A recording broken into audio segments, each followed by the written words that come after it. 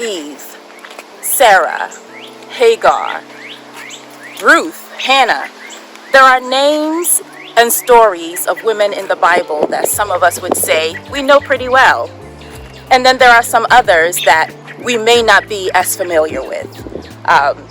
Tamar, Shiphrah, Puah, Rizpah. Friends, whether we know these names well or not, the general tendency is for us to study the stories of women in the Bible for their inspiration and their encouragement. We want to follow their examples of faith while avoiding their moments of failure. There is a place for this. But what if we studied the narratives of women in the Bible with a far more glorious aim in view? What if we studied these narratives to understand how they point us to Jesus, the seed of the woman? God promises a Savior in Genesis chapter 3.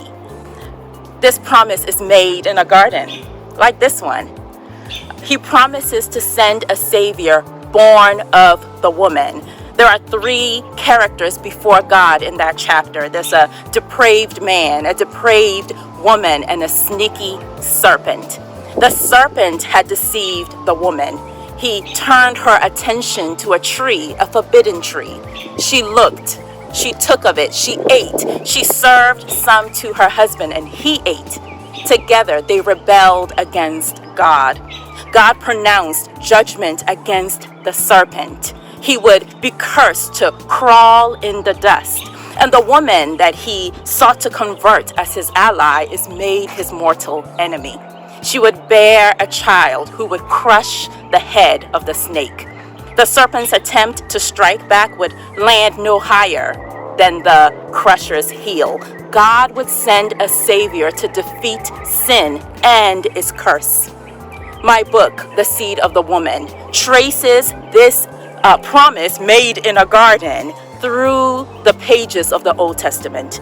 From Eve at the fall and creation, to the matriarchs of Genesis, to the women of the Exodus, to the time of the judges and the kings, to the exile, all the way down to the birth of Jesus Christ. We follow the story of the Old Testament through the narratives of 30 women as it unfolds to show us Jesus, the promised seed of woman.